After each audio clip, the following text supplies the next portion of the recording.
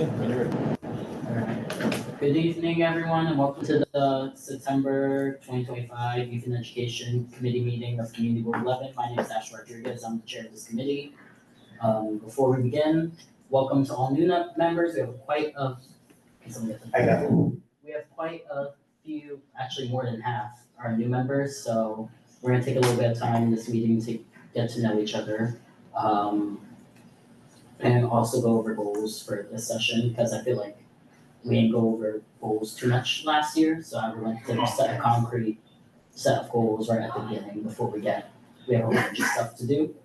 So before we begin, a few ground rules. No one may speak until granted the floor. CB11 members, if you have a question about board business or wish to make a motion, please raise your hand and wait to be recognized. Raise your hand through Zoom, click the participants icon, and you'll find the raise hand function there.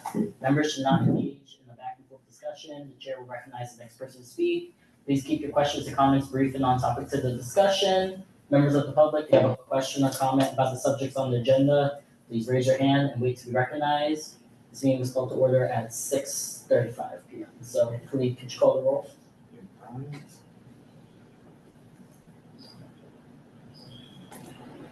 Okay, committee members, just for your information, there are 13 members total on this committee, 7 are needed for quorum. Fernando Alvarez. Absent. David Giordano. Present. John Green. Here. Thank you, John.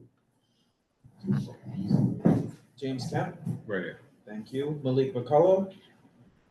Absent. Jennifer Meyer. Here. Thank you. Jessica Morris. Here. Thank you. Hayward Mouton. Yep, it's on Hayward here. Thank you. Tanya Phelps is absent. Asher Rodriguez. Excuse. Excuse me. Okay. Asher Rodriguez. Yeah, Isaac Scott. Absent. And Loretta So. Just make sure she's not online. Absent.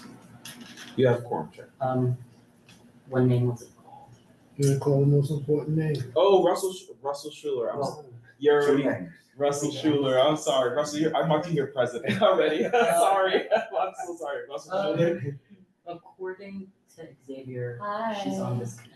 Who? So, Public. my name's Kia. No, No. Xavier actually gave me official membership for this specific committee. No, you're still a public, Okay, because you cool. gotta be appointed to the board. No problem.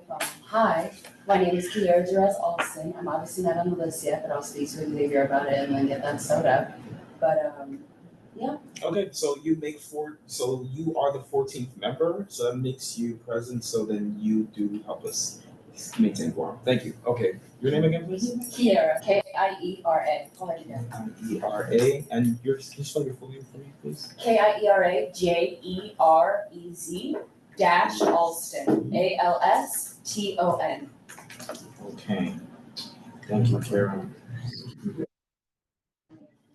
All right, so we have quorum. The agenda was distributed in advance. So if there's no objections to the agenda, it's pretty simple. Is there any objections? No objection. Alright, minutes. I shall not put myself in public shame for that. I will finish them. Alright, next.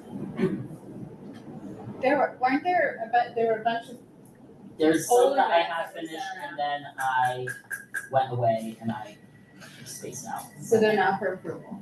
No. Not yet. Just give me one more. Good project. If someone would like to help me watch hours of footage, I would appreciate it. I can help you. I would appreciate it. We'll talk after. Alright, is there any announcements? Is Dr. Christie on? Cause the only announcement I have, I'm pretty sure she would say. We have a CEC4 representative. Colors? We'll get to it. If they don't say it, I'll announce it later. Okay. Is there any other announcements? Alright, next. Alright, we're gonna go to our city agency partners. We're gonna start with, you said Dr. Christie's not on, right? I can't tell. There are 2 CEC4s. There's one individual with her hand raised, but I don't know who this individual I'm is. gonna go to, pretty sure President that's Caleres, so. Clear South, yeah. Yeah. Okay. So Caleres could go first. Go ahead, Doctor. You have the floor. Thank you all. It's good to see some of you. You're very little right now, and I'm also blind. Hi. So Dr. Caliris Salas Ramirez, pronoun she, her, ella. I am the current president of the Community Education Council for District 4. We just started a term on July 1st of this summer. And just got 2 borough president appointees while still having 2 empty seats on the council. So if you know anybody that's interested, we are taking applications. I've been president before and also sat on the panel for educational policy. And so I'm very aligned with doing the work to support our young people in East Harlem and across the city. Of course, we had our school opening. I don't know, I think Christy might have announced that we also received a grant for all of our 2nd graders to receive instruction, swimming instruction. So all of the 2nd graders in District 4 will have an opportunity to go to the pool and asphalt green, whether it be at the River East site or whether it be on the 92nd, 96th, I don't remember the exact street site, to receive, to learn how to swim. That's been the biggest thing. In terms of enrollment, we're doing pretty okay. We do have some seats, some kindergarten seats across the district. And so that's something that we are actively working on. Our next meeting for the Community Education Council will be tomorrow evening at 6 o'clock at the Tito Puente campus. You can join hybrid or you can participate in person. We will be presenting 3 resolutions at the meeting. So we've been talking a lot about the support that our students receive from the city and from the Department of Education when dealing with ICE. We currently know that there have been several students that have been detained and deported by ICE while attending hearings with their families at 26 Federal Plaza. And so we are asking that the Department of Education provide comprehensive support for our students and for their families. We do know that families have been separated in diverse schools across East Harlem. And so we're asking for additional support, not just, the principal and the social worker of the school doing their best to keep families together. We also have a resolution that supports restorative justice practices. We had a presentation by a youth-led organization called Circle Keepers last month, talking about restorative justice and diverse affirming spaces for students. And we are trying to grapple with the conversation, and maybe you all are starting that conversation as well, on how our school safety agents are being shifted from our community affairs department from the NYPD. They're being moved to Deputy Commissioner Kinsella's division, and will be led by chiefs of diverse divisions in order to navigate that space with our students. And so we have a lot of questions around that. We have a lot of questions around how to best support students when they are justice involved. And then we have a 3rd resolution asking for the mayor as well as the chancellor to protect our students in East Harlem from any of the executive orders passed down by the federal administration. Our current education system is getting significant budget cuts, in particular to our immigrant students and to our early childhood students. And our schools are being impacted dramatically. We are under the system of mayoral control. And so in turn, the only people that can actually do anything to ensure that we restore the funding and that our students are protected are the mayor of New York City, and in turn, the chancellor. And so those are 3 resolutions that we will be discussing tomorrow, as well as having diverse presentations from community members. So hopefully you will join us. And I see that Dr. De La Cruz has joined. And so any additional updates, I'm sure that she can provide. And happy to take any questions and leave my email in the chat in case you need to reach out to me. Thank you. Before I say anything, I'm gonna turn it to the committee. David has his hand up. Hi, Calaris, how are you? Hi. So with the resolutions, it's funny because I was just going and we're talking about our district needs later. One of the things we've asked throughout our district needs as part of Youth and Education Committee was more additional services for schools, from social workers to health, to every gamut. And it's interesting the response we got, and the response we got for all of them is for more information, contact the agency. Now, that's the first time, and they're spread out throughout this year. It must be a theme this year that they're using.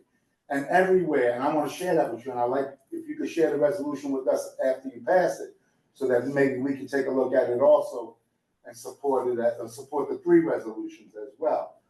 But it's interesting. So you should look at our district needs, particularly around all this stuff for just what you mentioned in that resolution. Basically, they're saying, no, just more information. And yeah. So. Yeah.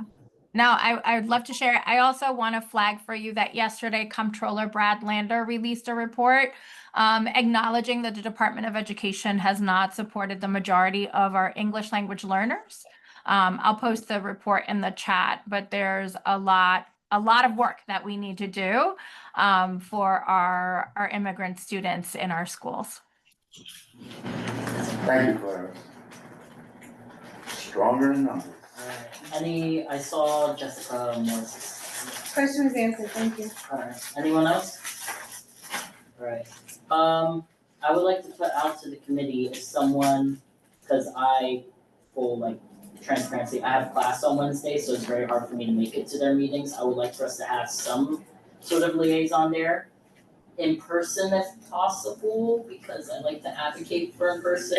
David's usually on the Zoom, but if someone, I'll make it to the one tomorrow, but for the future, I would like for us maybe to take turns going to different events and meetings in the community, because the CC always does back us up. It's a good partnership. Sorry, the question or service. Information to, so it's a regular meeting? Their meeting is usually the day after ours. So that's the second Wednesday. Second Wednesday of the Yes. month. Second It's Wednesday of the pretty month. standard unless there's a change due to a holiday or, Yeah. We do have an active website, so all of the information is there. So all the dates are up, locations are up, members, all the things are there. So feel free to also engage with the website if you want any additional information.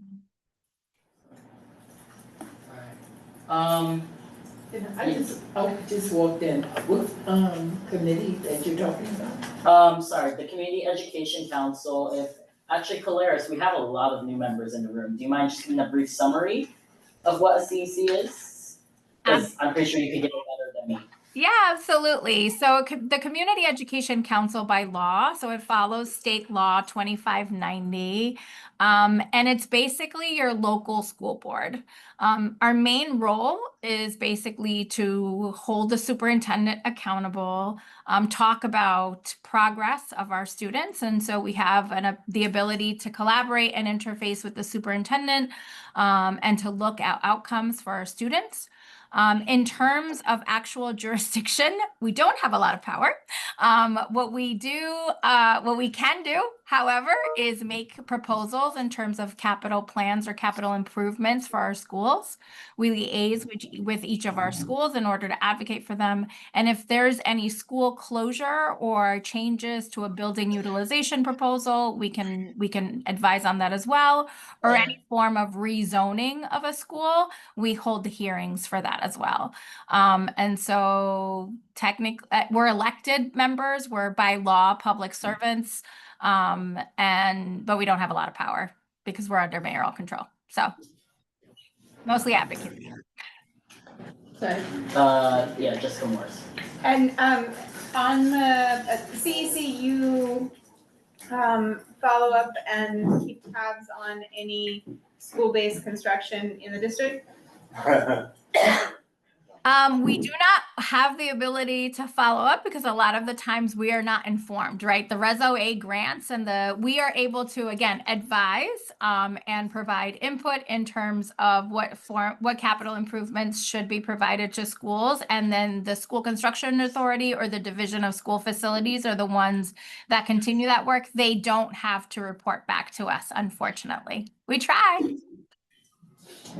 What's interesting is We support the things they come up with. We have principals meet here. We put them, some of those priorities are on here. And school construction comes in with their own priorities and says, no, yes. And you don't understand the reasoning, but we've had them here before. And what's interesting is what they will say is if they are in the school and there's a priority they're working on, and they see something else that's in a priority, they may do it where it doesn't wait.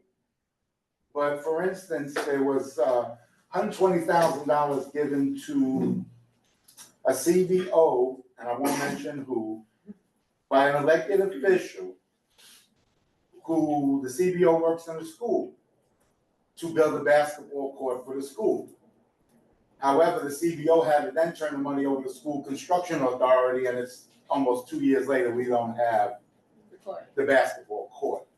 So again, it becomes when their priority is to do things and not, even when the funding is there and been spent in previous years. And that's where we have to advise and advocate to get what's due. Because again, that elected official might not be in office in 2 years, and now nobody remembers the money. We will get more into the budget stuff once we get to that section. We do work with the CC a lot to identify certain problems within schools. They connect principals to us.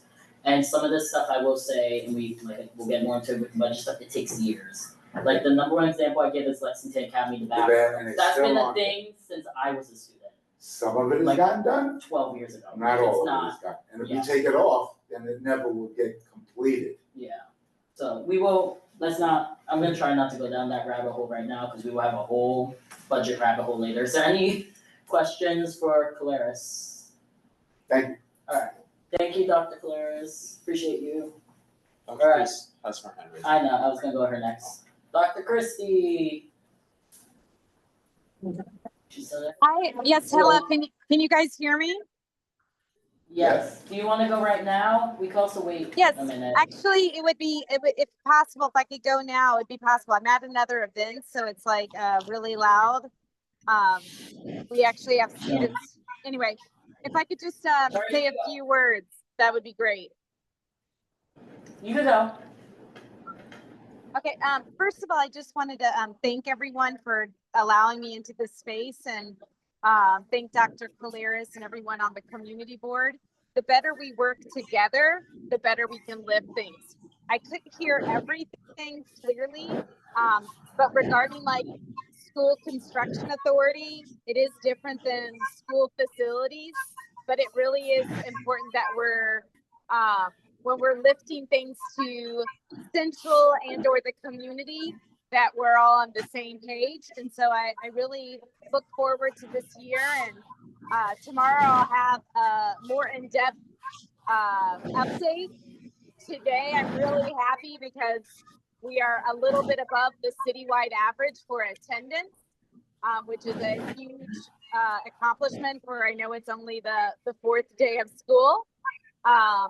I also want everyone here to know that regarding our multilingual and immigrant families, and this is everyone. If you see something or hear something, please let your principal, someone at the school know. We have systems and structures in place, and we want to make sure that we continue to help our families. And if you would like to have more detailed information, I heard parts of like knowing about school counselors and so forth in school. I can give information about the numbers of people in schools. I do not always know all the information about the CBOs. However, I do have to adhere to FERPA guidelines, but I can get information. If there's anything that the community board would like more information on, just give me notice, or either send me an email, call me, and I can get more detailed information, because I do think it's so important for us to work together. And if you ever want to visit any of our schools, I put my name, my number in the chat. This is our community, and I really do believe that the better we work together, we will continue to rise together. So I just wanted to thank everyone. And so I apologize for it's loud where I am. But I just make it a point to always try to be at all the community board meetings. So if there's any place that I can go, please let me know. September 27th is our block party. Hope all are welcome. It's from 10 to 2. Special thanks to David Giordano, our amazing DJ. But that's our September signature event, and we're really looking forward to it. So thank you, thank you, thank you. I suggest you all go to that back to school event. It's fun. I will be there. Is there any questions for Dr. Christie before she has to go? Where's the block party? 120th between. It is on it's on 120th in Lexington. It's in the block right in front of 007, which is on 160 East 120th Street. I'll put it in the chat as well. Thank you. We usually have a table. Or any other questions? All right, I don't see any other. Thank you, Dr. Christie. Appreciate you coming. Is there anyone from the district? I'm pretty sure I saw someone from the district attorney's office. I think Imani, don't be Yeah. Oh wait, I skipped CEC5. Hold up, wait. Oh. My bad. No worries. Is there anyone here from CEC5? Sorry. I don't think anybody from CEC5. Okay, No. then you can go, Imani. Thank you so much, Asher. It's wonderful to see you on the left board and to all of our members. My name is Imani. I am the supervisor of youth and education programs at the Manhattan DA's office, and I am joined on the call today with our newest hire, our youth and education coordinator for Manhattan North. Her name is Brianna Esper. Brianna, if you want to say hi. Hi, everyone. I'm Brianna.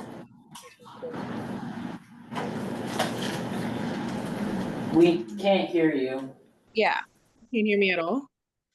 When you get close, yes, but can't really, yeah. Can you hear me better now? I'm sorry. I don't want to like have my whole forehead in the camera.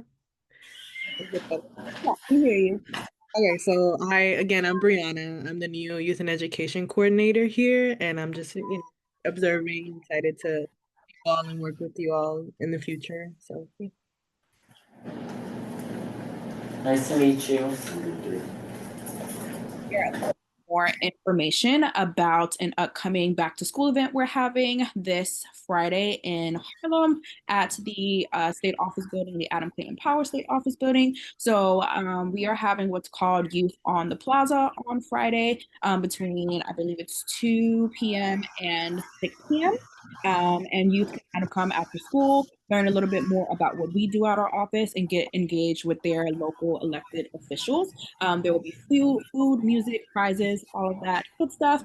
So we encourage you all to attend if you can and spread the word. It's going to be a really fun event for you. I'll send the flyer and more information, but if you have any questions, feel free to contact me or Brianna, and we'll put our contact information in.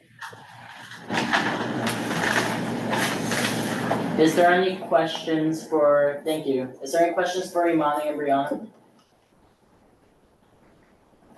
Seeing no Well, I questions. kinda do. What do they do? What does she do in her role? Oh yeah, we have a lot of new people here. Can you just like summarize your role a little bit? Yes, for sure. So I sent for the CEC also, that's why, yeah. no worries. Yeah, for sure. So I work to oversee a lot of the youth programming that we have at the Manhattan District Attorney's Office, including our annual high school internship, our gun violence prevention fellowship, our youth ambassador program, and a series of educational workshops available to all community members in terms of public safety topics and quality of life concerns. So I manage a small team, Brianna including Brianna, and she covers the Manhattan North area, which covers all of Harlem and the Washington Heights and Inwood area. So we really just like to come out to these community boards to share information about our resources that we have here at the office, how we are engaging with youth, and how we can serve you all. So I will also email our list of educational programming and presentations that we have to offer for community members. It's free of charge, of course, and we really look forward to strengthening our relationship with the existing members and members as well. thank you so, Malik. Hello, how you doing? I have a question about your scholarships. You kind of mentioned scholarships. I wanted to know briefly, what were the past scholarships or current scholarships that you have? Are they geared towards students in high school or going to college?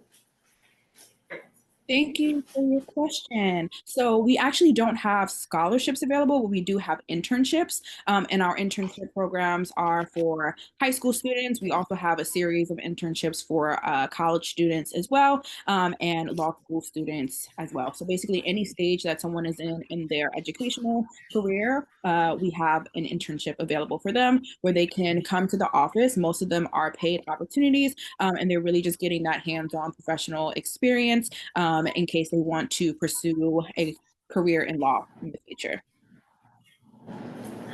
Thank you.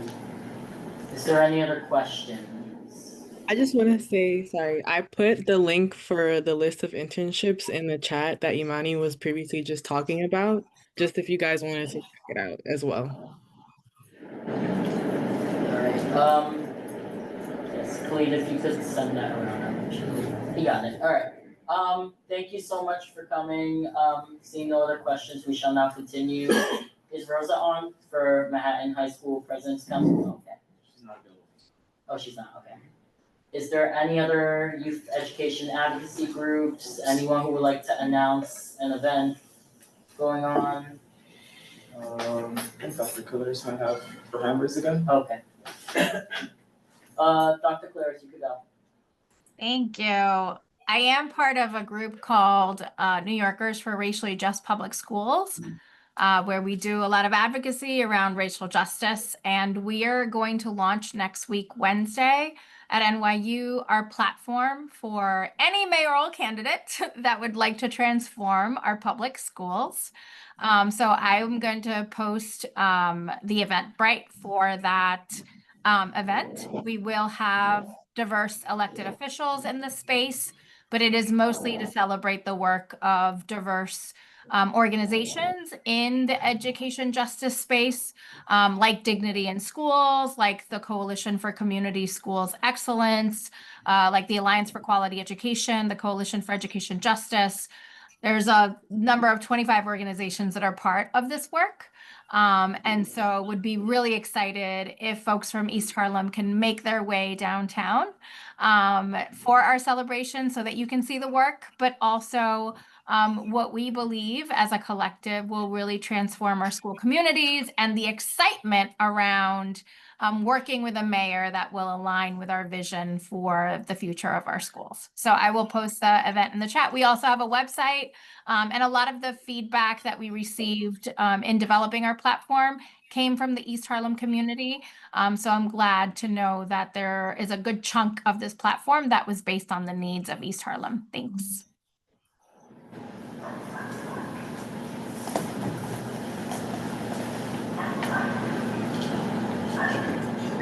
Vice Chair.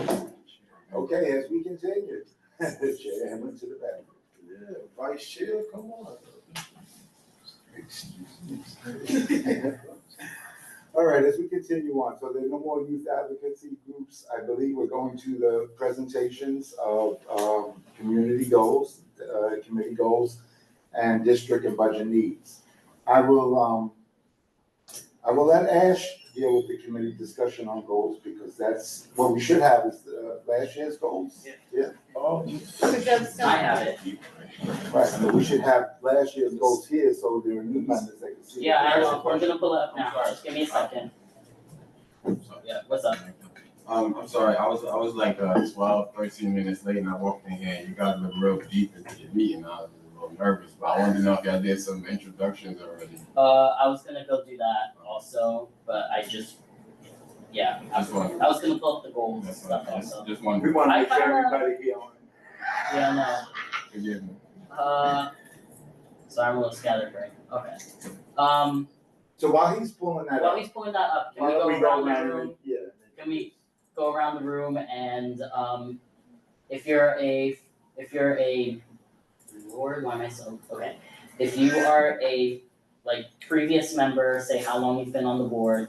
I just want everyone to say their name and specifically why you were interested in this committee. So, David, you go first. I'm going around, I'll go last. So my name is David Giordano. This is actually my last year and a half on the board because I've been on it since 2009. So I'm aging out. I've chaired this committee and also Health and Human Services for quite a few years. And one of my goals was to get more youth involved on the committee and take active roles. Hence, one of my proteges who joined the committee at 16 and is now the chair of this committee, Asha Rodriguez. And I have been and always been, since I've worked with Children's Aid since 1980, committed to improving the lives of youth. Because there were people there, Children's Aid and other mentors that helped and were there for me when my mother passed and I was an angry, lonely teenager. Alright, So I've been on the board since 2008. well, I'm trying to decide what direction. Oh, you didn't have that already figured out? You are not helping. Fernando. My name is Fernando Alvarez. I teach at PS 72 Lexington Academy. Please, I'm gonna send you the one I have. Thank you. Okay. And yeah, I live on 103rd. I just want to be part of this committee because I am very concerned being a product of public education myself. Just anything I could add. Just want to serve my community and give our students the best possible chance to a fruitful educational experience, and also help for the push for public schools. I'm gonna go to Loretta. Oh, Yes. Okay. yes. So I'm trying to remember names, so I'm sorry. Good evening, my name is Loretta. So this is my third year as a part of Community Board 11. The two previous committees, or one committee I'm on, in addition to this one, is the Housing Committee. I'm a retired teacher, middle school, 6th, 7th, and 8th grade. And I signed up for this committee because, again, interested in education and what is the educational system like around here in East Harlem, and what can I add to that? Thank you. I'm gonna just keep going back there. Pastor Scott?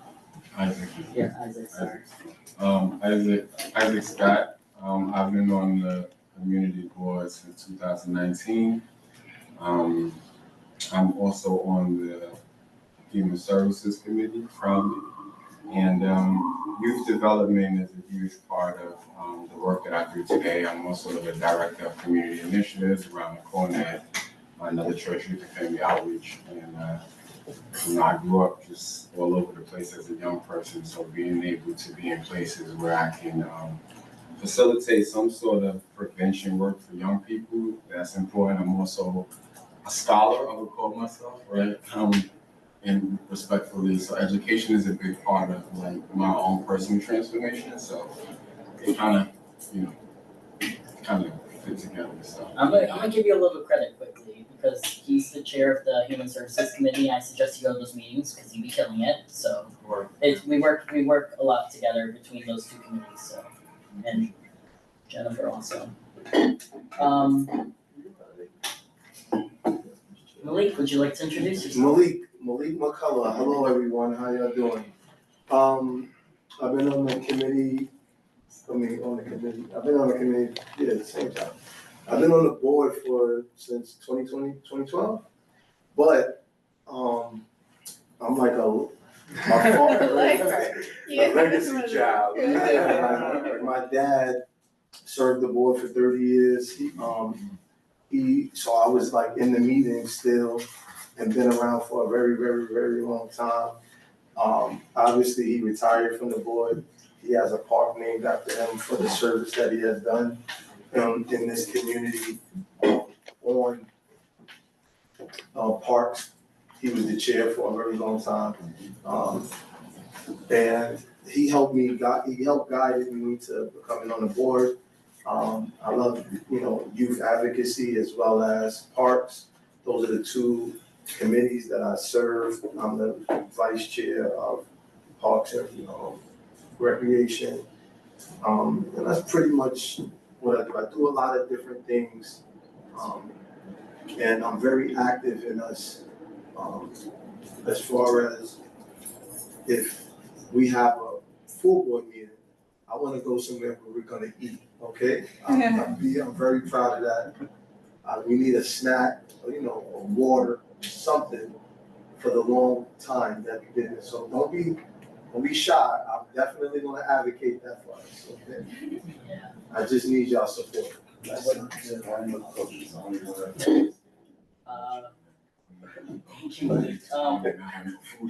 Anyway, bring your own snacks. I'm open to you eating your own snacks. Russell. Jesus. I'm Russell Schuler. I'm the longest standing board member and committee members. I officially serve on the Education Committee and the Parks Committee. I am the Chief Executive Officer for Youth Education through Sports, so I have a definite interest in education for young people. Born and raised in Harlem, so this is my community.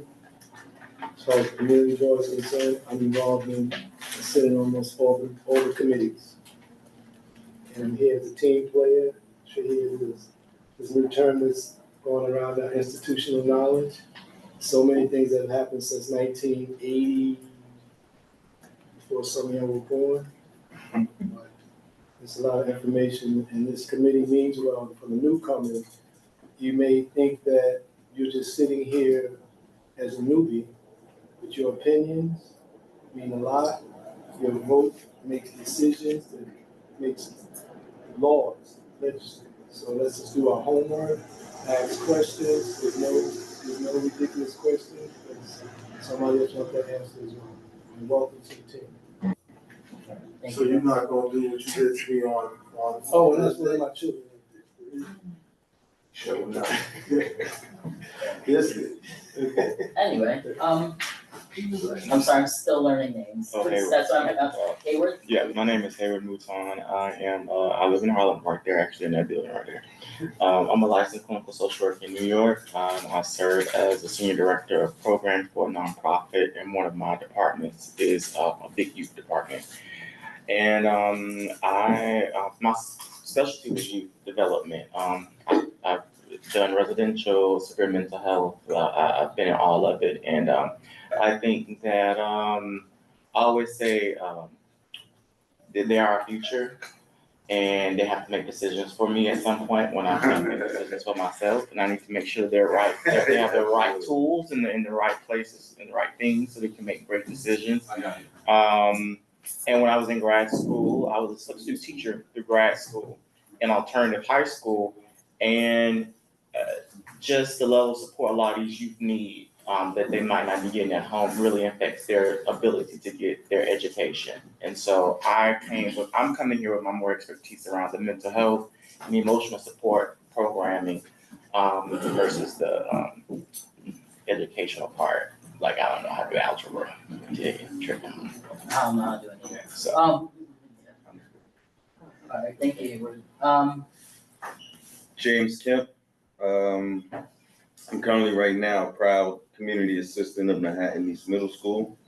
And I also work for the Beacon After School as the program aide and visual arts specialist. I almost forgot that. I have, I've opened and closed 2 businesses in this community. I'm 51 years in Spanish Harlem, born on 114th between 7th and 8th. I'm here because I remember a different El Barrio. You know, I can still smell 116th Street when I was growing up, when the Cosmos was on the block, you know? So that's why I'm here. There's a sense of community that I grew up with in this area. Everybody knew everybody in every neighborhood. And that's why I'm on the board. So I'm here to meet you. Khalid, would you like to introduce yourself? Okay, that's Khalid. He's our community liaison. He's the one who sends out the emails. He's very helpful. He doesn't want attention, so I should go to Jessica Morris. My name is Jessica Morris. I've been on the board since 2019. Isaac Scott and I arrived at the same time. I've been a resident in East Harlem for about 10 years going on. I don't know how that happens, but it happens real quick. Hayward, you mentioned substitute teaching, and it reminded me that I've been there too. It was a regional vocational high school out on a small island off the coast of Massachusetts, different kind of thing. But there were all sorts of different populations with all sorts of different sets of needs for different kinds of supports. And so recognizing that, I'm an architect by training and planner. And so I landed on this committee because I had scheduling conflict and y'all needed a quorum and I'm here. And when I sign up to do something, I stick it out. So I did some head scratching today to figure out what can I bring to the thing that everybody here knows a lot about that I don't have kids. So what am I doing here? So I think after, if it's welcome, the places where learning happens are so critically important to making sure that that what needs to happen can happen, meaning how you get there, all those things. So if I could dig into that a little bit in our charge as a board to make sure that services are being provided as they need to be and untangling whatever, challenges. Dave, I'm gonna bite off a little bit more than I can chew. Sometimes it's a good thing, sometimes it's not. But say for us, the school is something. If we recognize something that needs a little bit of attention, to tell our colleagues over in public safety and transportation that there is some need for this, that, or the other thing while the subway's being built and kids are walking around, making sure they stay safe always is important. So an extra set of connecting the dots, doing some due diligence, making sure that those types of physical plant points of connection can be supported. I think that's why I'm here. So that's what I'm bringing this year. Well, you see, when we get to the budget requests, our schools are, and this is something we're constantly talking about, very old, and us trying to navigate, what is it called? Trying to navigate where we, finding, because it's always, we're told to send it to one department and it doesn't, and just finding creative ways to push some of these requests that we've had for years. And And as Dr. Christie mentioned, while we were talking about school construction authority, she also mentioned facilities. Those are two different departments. And there's so many different, as Ash has mentioned. And just knowing who you are, I know where you could be helpful. Yeah, exactly. So, everyone has something to contribute. ECF and asbestos, I know those are things that have come up in the past sets of years. So making sure that what's promised is delivered and that it doesn't take, the time scale of development is also the time scale of the childhood, and it's not okay to let things lag for decades while we walk back and forth through it. So. Thank you, Jessica. Jen. Hi, my name's Jen. I've been on the board since 2020. Very interesting time to join. In my full-time job, I work at Mount Sinai Hospital. I am the Global Health Education Program Manager for the Arnold Institute for Global Health there, which seems unrelated to East Harlem, but we really consider global as well. So thinking about immigrant populations in East Harlem, and also just the unique things that East Harlem or the U.S. faces in the global health scale. So globally, people look to us, the U.S. in general, for our high gun violence. That's not quite seen in other countries. In East Harlem specifically for also the high rates of childhood asthma. So it's a big global scale that we kind of represent. I also teach at Columbia School of Social Work. I volunteer at some of the emergency departments in East Harlem. And I lived in East Harlem for 10 years. I just moved last year, mostly because I could not find an affordable apartment that would allow my 100-pound dog to come with me. I would love to move back, but I'm still working in East Harlem all the time. And I'm looking forward, I think this is kind of, last year was similar. We are the youth and education committee, so also not forgetting about adult education as we think about, of course, youth are super important. Not saying to forget about that, but to remember adult It's youth education. and education, not just. Not youth education. But you're social worker. I am, Oh, so we got 3 on here. We haven't had that in a long time.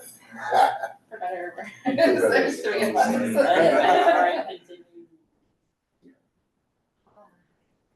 My name is Kiera. This will be my first year in Community Board 11. I'm an East Harlem native. My great-grandmother moved here in 1912, and we've been in this neighborhood ever since. I've seen it change a whole lot.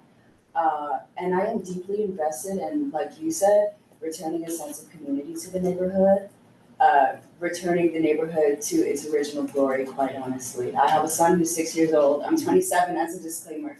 I have a little more experience than I look. But my experience really is in grassroots organizing, right? My experience is in being outside, knowing what resources are, having been an East Harlem parent, having been a broke East Harlem parent, having been one with a salary.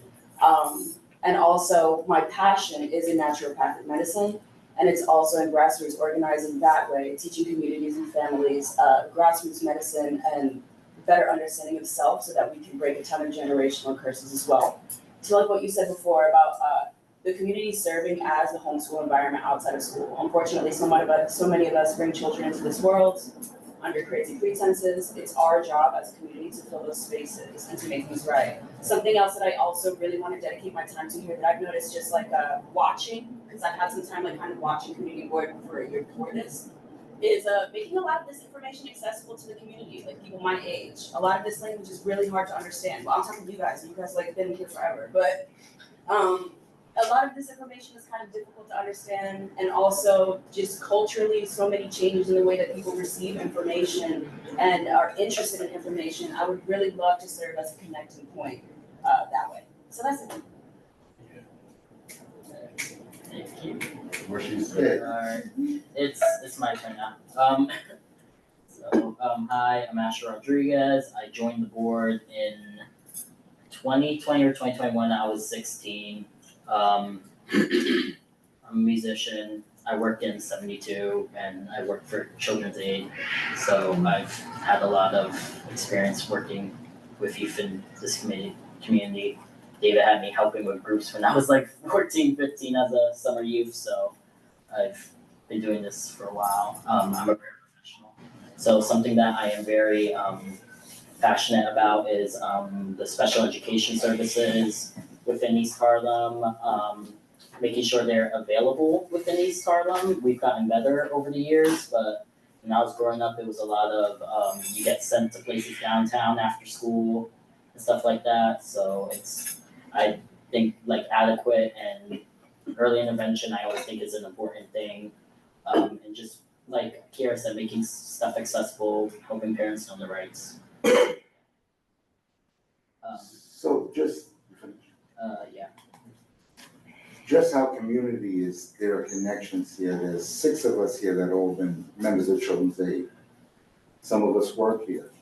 Kiera's grandmother, or great-grandmother, was the first member of the Children's Aid East Harlem Center.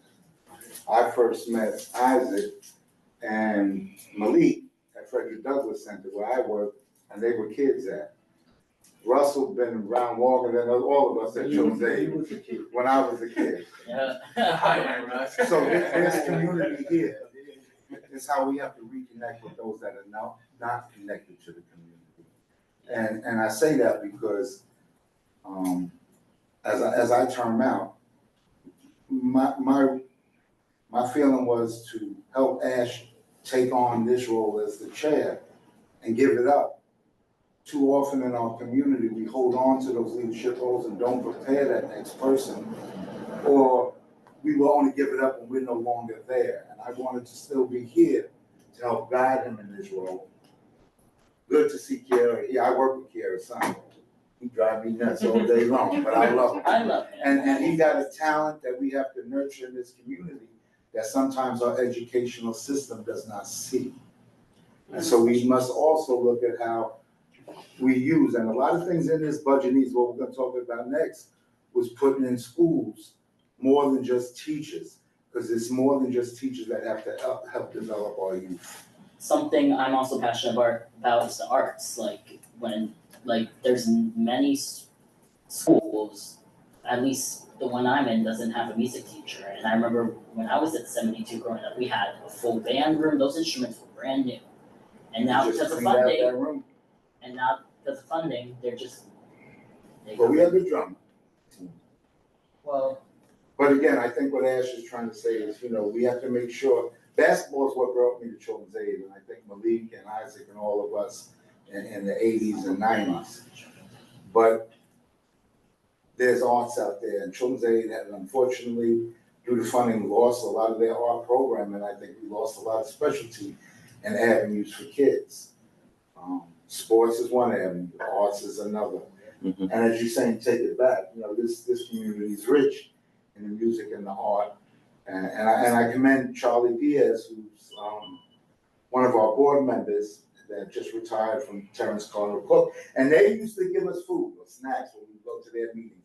So, I wonder if we go back without Charlie there, but Charlie's also been trying to keep the salsa music alive and other parts of Latin culture. I'm Italian Puerto Rican.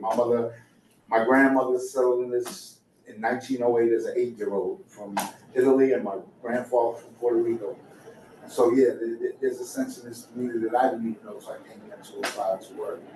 And it's like, I can never do it. And one of the things for me being at Manhattan East, which is a school for arts and academics, who's your principal? Jesus. Well, Miss Cancel, she just retired. The one with bangs. So Miss Cancel was my vice president, and Miss I want to say Miss Sorrow was my not vice president, vice principal, and then Miss Sorrow was my principal. But when I came in, Miss Cancel was still the assistant principal. So, and she retired 2 years now. But at my school, and I advocated with a school for arts, and one of the things I pushed for last year, and you can see, you can take a look, pass those down. Our auditorium. I pushed for auditorium upgrades because we're an arts and academic school. So I went hard for it. I believe in the community, myself being an artistic person, that you don't just deliver the academics. You want to bring them in and keep them there and happy to go and not walking in like, oh my God. I remember the times I said, oh, we got this class today, we got art today, we got music today.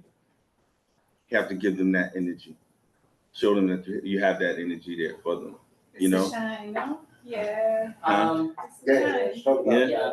I just, what? Well, last year, we had Children's Aid and trying to bring back that Children's Aid and East Harlem. We did the wickedest. Well, they're across the street in CPE too. No. That's our other program. So we're at Lexington Academy at 72. CBE 2 is one of our sister programs. All right, got you. They're a community school. We're not a community school. Okay, got you. I went there when it was Fierce 50. But we know about 50. Anyway, so we shall, let's continue. But in terms of the arts, last year we were trying to highlight, again, bringing it back. We did the Wickedest Wiz of Harlem, where we combined the Wiz, the Wicked, and the Wizard of Oz, and then a rendition. And actually, through advocacy, Ash got the kids, after they performed at the school, to perform in the, New York Kids Fest? The New York Kids Fest. That was all Tyler. Yeah, and again, you don't know that buzz that those kids have been feeling after performing, working for months on a show, and then to perform, and everybody in the site was involved. But yeah, maybe we can work on some stuff. Yeah, for sure. All right, so I would like to continue just to be respectful of everyone's time. Khalid, could we pull up the goals? I thought there was a goals. What? No, that was just why you want me here. Oh. I know. Ooh. Well, we had goals from last year. What was our mission? Did we work on them? I just Did we want. complete them? Did we continue on? Yeah, that's the thing. Sorry. You can just take over.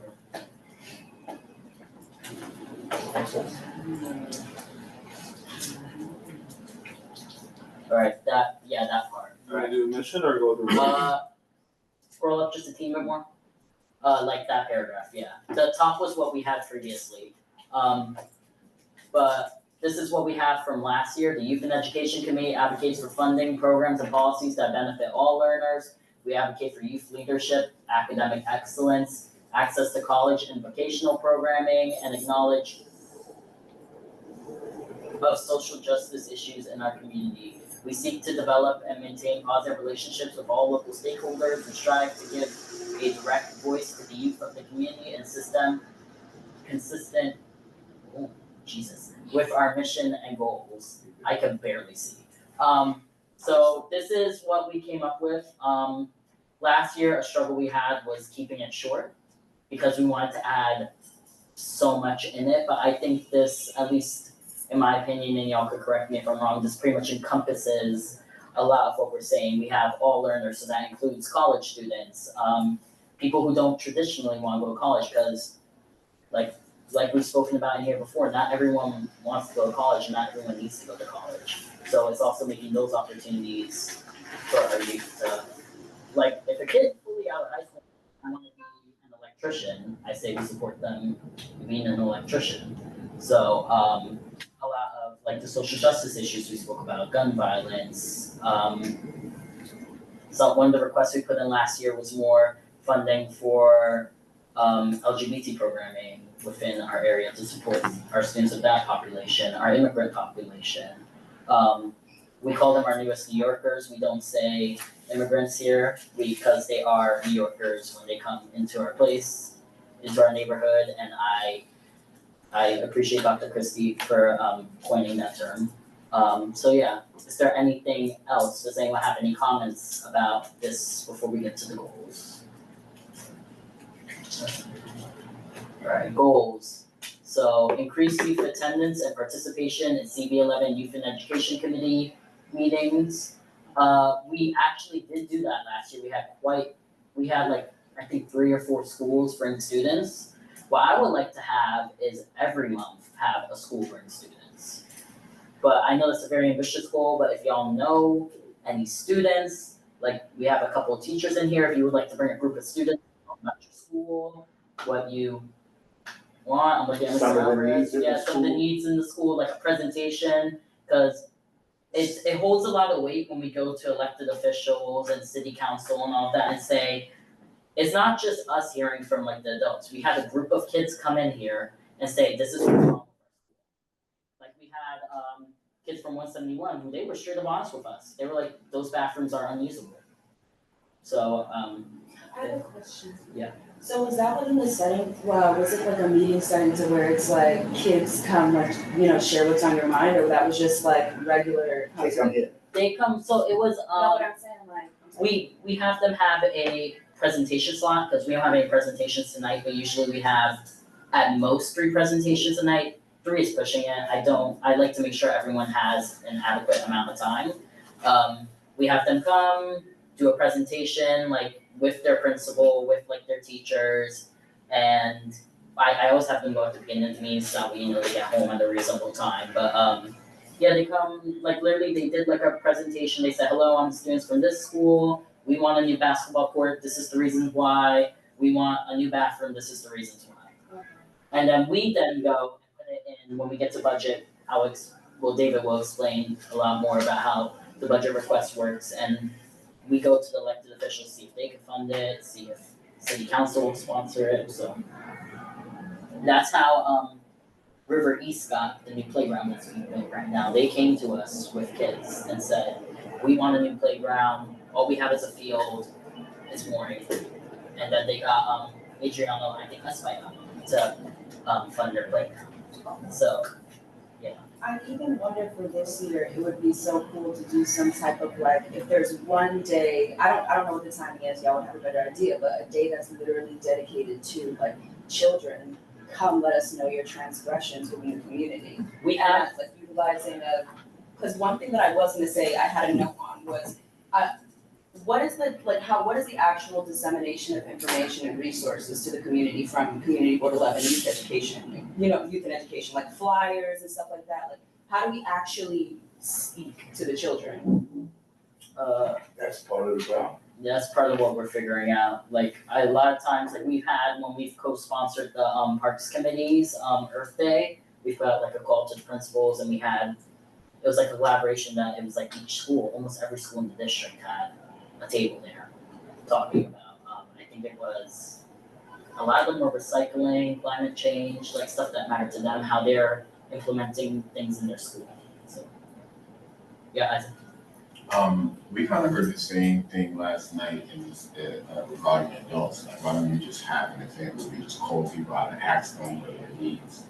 And I definitely, I know just from working with young people, when you ask them, they'll tell you. So I think that because we do host events, or at least we're trying to do that. We're trying. I'm working on it. It's I think it's fun. I think we can work better at organizing events, but I think these can be some components to it, some participatory action research where we're actually asking some questions and getting some real answers from young people. I would like to reach out to the community, but I will be completely honest. If we're gonna do it, I would like the whole committee's support on. Yeah. So I would like the whole committee support, because it looks a certain way if it's just two of us coming up, and the kids are gonna be like, well, there's a whole committee, why is there just two people? Like, it's something that we're all gonna do. I was even thinking from the lens of like really cute flyers. You'd be surprised how far aesthetics will take you with young people, for real. Yeah. Some really amazing flyers. We want to hear you with a little speakerphone. Give it out to every single school in the district. It's going to be on this night. Sign up, pre-register so you have a space, because when So one of the things I would say with that is we reach out. Just reaching out like that, generally you reach out and you get the support of the CEOs or principals, and then like there's a government group in there, you bring them in so that they support this thing. And generally just put things out on the website, like calling, like you say, just generally doesn't get it. Like even the surveys, how many people do we have fill out the survey for this? Nothing. 97 people. 97 people fill out community survey. How many people live in this community? 100,000. Oh, yeah, at least 110,000. Solid. Yeah. So you're not even talking about 1% of 97. the population. Yeah. So again, how we generally do that is we work with groups, so other that work with youth, and then work with them, and then get, so like even when the principals come and they identify a project that needs to be worked on, they'll have the kids present why there's a need for that and those kinds of things. A lot of connections. That's been part of my thing, is how do we engage more youth in here, and there was a time when we were looking at developing a subcommittee of youth that would meet prior to this, and then they would sit on this board as well, committees, and advise. But then COVID happened and everything went to boo. that makes a lot of sense upon consideration. It also, you can just have you can have faculty pick those students. For example, when I grew up, I wanted to be president. I know I want to be president. Like, there are other kids who want to be president. You know what I mean? I think that's a good opportunity if it's leveraged as that, right? It's an experience and an opportunity for those people who are actually interested. So we've done, over the years, each of the committees, on all of the committees, all work on some kind of projects. One of the ones that we were really going to focus on and work on and pick back up and do this fall was on social media and cyberbullying and intergeneration. That's not necessarily what it was. It was using social media as a voice for yourself, and also connecting having younger people and some of the older generation have a dialogue about, because there's a lot of like clashing in terms of older generations don't see why social media should be a thing. Not all, but I'm saying like generalization, and just like having that dialogue, and younger people can show some of the older people how, like, why they feel it's important. It's like a place to like express dialogue and have concerns and like a project will come out. So the piece with this, and for new board members, is we meet here once a month. This is where we conduct business. But to do a lot of these things that we're talking about doing does not happen in this hour, 2 hours that we're really here. It's really smaller subgroups coming together and doing work. And then that's the committee. So, you know, even for preparation today, how many people read the district budget needs and are prepared to talk about this? Right? Wait, And what I found is generally that's not always the case, and that's sad. And then that goes to what people's commitments are to joining a board, because our time is so valuable in here and we have so many of these things here. This could take a long time if people haven't read it. We're not prepared. And hence I only say that because I've chaired 2 committees, and it can be frustrating chairing the committee. People are not prepared for the work that needs to be done, not just here for this time, but to get us from month to month. I would like to keep us on track. So, because I would like to get everyone out of here, to be honest, by 8:30, just because some people live a little farther, and I appreciate all of you being here. Was it just one more? So I have a question, and I don't know that there's necessarily an answer, but what percentage of the committee's efforts are directly kind of focused on kids and schools versus other Like community? other support, like other places, you know, there's youth in schools, there's youth in sports and arts and things outside of schools. There's family and community, and I'm just wondering, looking at, you know, do we endeavor to kind of hold space for each of those sets of consideration, or does it, or not? I'm trying to understand what you're saying. I think.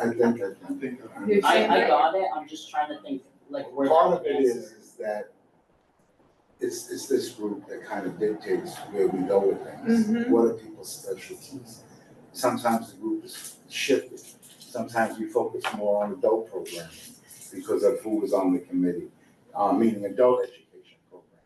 And it was like a year where we had a bunch of adult education programs come in and work with us and help, you know, fester that in the community.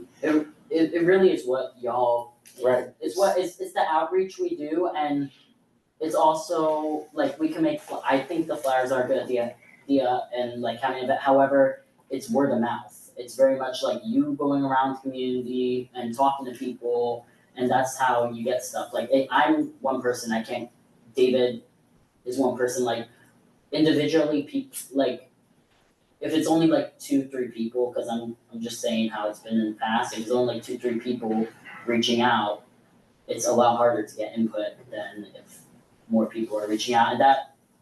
And honestly, we work with what is brought to us, because if it's not brought to us, we don't know sometimes. Like, so we may have goals, but then again, schools come to us and have a high priority around safety issue, and that may be something that gears the work that we do. The resolutions that Calaris mentioned are something that affects all these budget needs that we have. This is our position we should be taking. That's where this meeting becomes important. So like if we get that resolution from Calaris after it's passed, it needs to be sent out to all of us, and then next month we need to come here, read it, or have already read it, and take a position on it. Instead of sitting here and reading the whole resolution, because nobody knows what we're reading. So it's really geared by the members and the chair of where we go. alright, I would like to continue reading this, because this is not a final document, this is a living document that I will send out to everyone.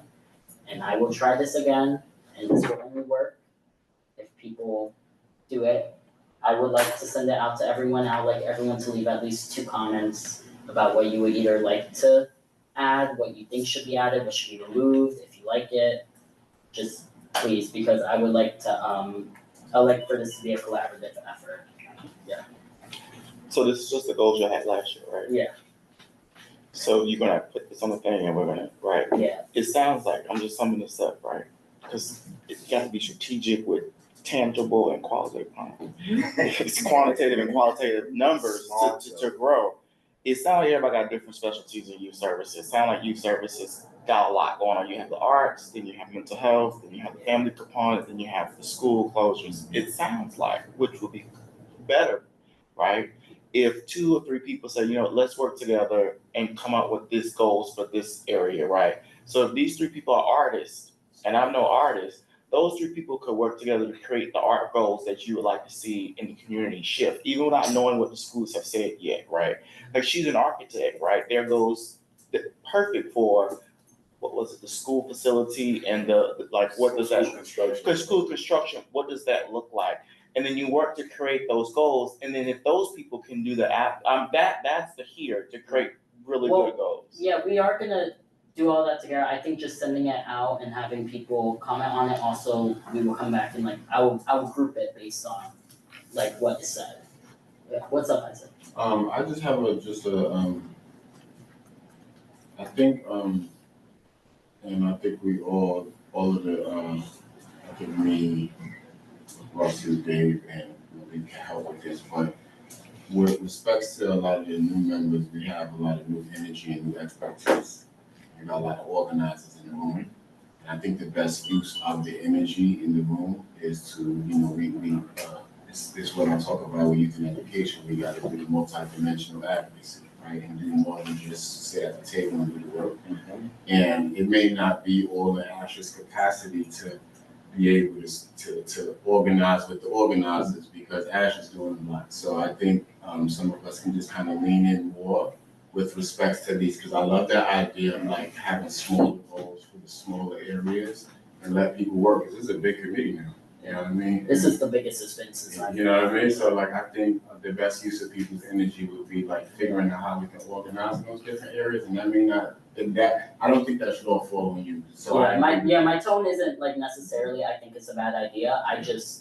I would like to see more, because this is just a problem we've had in the past. I would like to see more of collaboration and not necessarily the same 5 people doing things, because something we've been talking about on the board is a lot of people are turning out in the next year and a half, which means we will be losing a lot of the senior leadership that we've had on this board. Senior, I mean in terms of time, experience. So I would like to see a little bit more collaboration, but also it's unrealistic for me to organize all of that. You can't. Point of clarification, and I think this is technical board speak, Robert, point of clarification, there are limits on convening with quorum and public meetings law. Just to clarify, if there were, how many of us could convene as a subcommittee or a working group and not be in violation of public meetings law? Do we know that? Just so I don't know it at the top of my head. I would say, based on other committees I've been on, 6. I don't know. I think it depends on the forum. Lee, do you have the answer to that, or can you get the answer? I'm sorry, what's the question? How many people can convene without it violating open meetings law? If you're coming up with committee actions, then it has to be. But if it's planning, if you guys are just planning, I mean, you guys can easily. You just don't have to. That doesn't have, as long as you're not. You're not voting on anything. Right. It's just coming up with something to bring to the table to Brainstorm. for a vote. You're brainstorming to vote. Well, I have everyone's email in a thread except for Kira's, which I will add once I receive that. I would say nothing's stopping y'all from dividing and conquering among yourselves to come up. If y'all want to all get together and comment on that sheet and saying it's these 3 people who commented, that's fine. I don't want to overcomplicate it and not cutting people off, but we're spending a little bit more time on this than I think is necessary getting into nitty gritty. So I would like to, because I do want to make sure we give the appropriate amount of time to the budget, because that is urgent. That is coming up in the next month or 2. So, yeah. So we have to educate them for what they're about to get. So I wouldn't rush into it without giving them clarity. Well, the goals and stuff is very open. That's why I don't think it's. When we talk about substance and stuff. What? When you spoke about what you were saying you want to get into. The budget? Yeah. Yeah, no, that's why I'm saying I'm trying to rush I'm trying to get through this, that way the budget, because this is the most important thing, this is the number one thing that new members say I'm completely lost on, so I'm trying to get through this. And I'm saying, well, before we get there, introduce it to them and let them know. Yeah, we're gonna get there, yeah, no, I'm not gonna just like go budget, we already got a plan for that, I'm just gonna read through this, and let me just summarize this, if y'all would like to get together on a phone call and comment together, that's fine, I would like to see input from everyone, once I send this out. Is that a doable, like 2 to 3 comments, just like, thank you, alright, so I'm gonna finish reading it. Was that a hand Russell? Just, No. so just to kind of reflect back, it sounded like a great idea, this recognition of the buckets of Yeah. expertise that we have It's a here great idea. collectively. I'm not organizing it, just, I would like for y'all to, So that's yeah. a good, laissez Yeah. faire, yeah, you all figure it out, I'm that's where we're at. trying not to sound so, but, yeah. It's great leadership. Yeah. I'm gonna finish reading this, and I will send everything out in the email, because I know it's a lot. Goals, increase youth attendance, well, already went through that. Conduct community board forums that address the needs of youth. Conduct activities and advocate to support the needs of youth and facilitate safe spaces for peer mentorship. I think that is all. So, is there any questions? Yeah, sorry, you go. Let me read it again slower, I forget I read very fast. Conduct community board forums that address the needs of youth.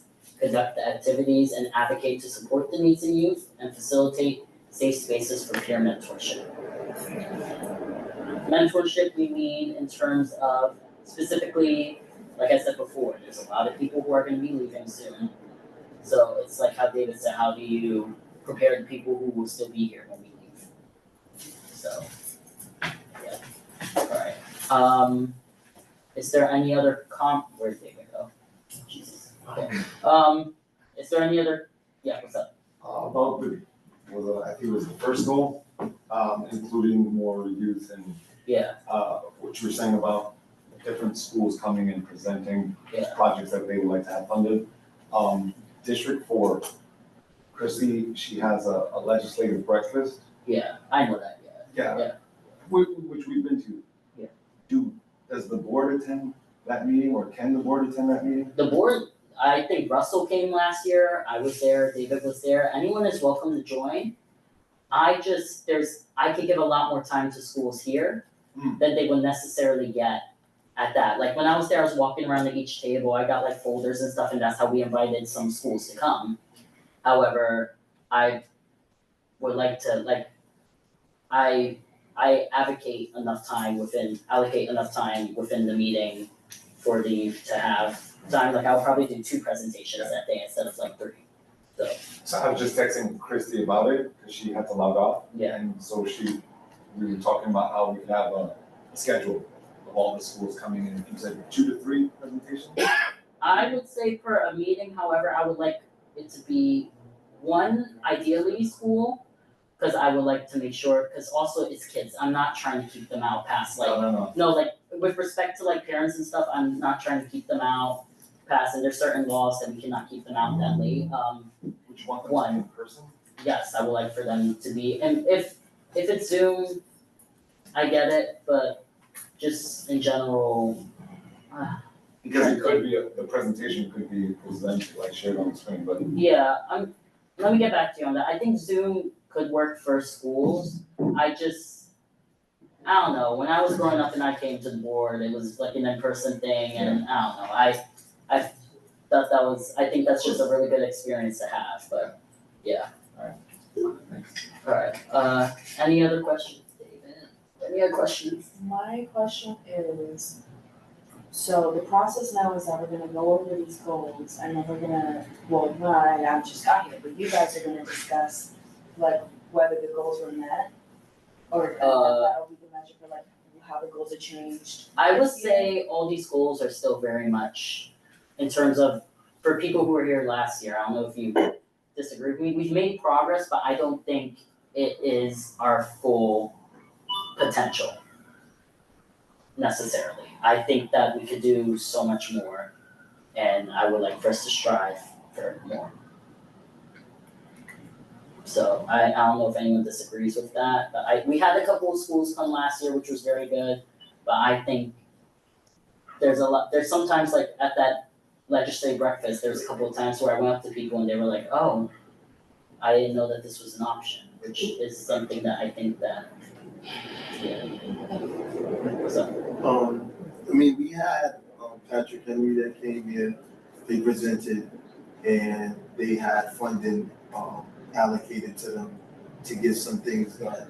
So that's like something, like how she said, they came here, he said, they came here and, you know, that's an experience that they received, right? They came in front of the board, they presented, and they got something allocated, you know, to them as far as the school is concerned. I think that's a good thing. The thing that I believe that Tasha is talking about that we didn't do, that, I mean, from my memory, is that we didn't have our event.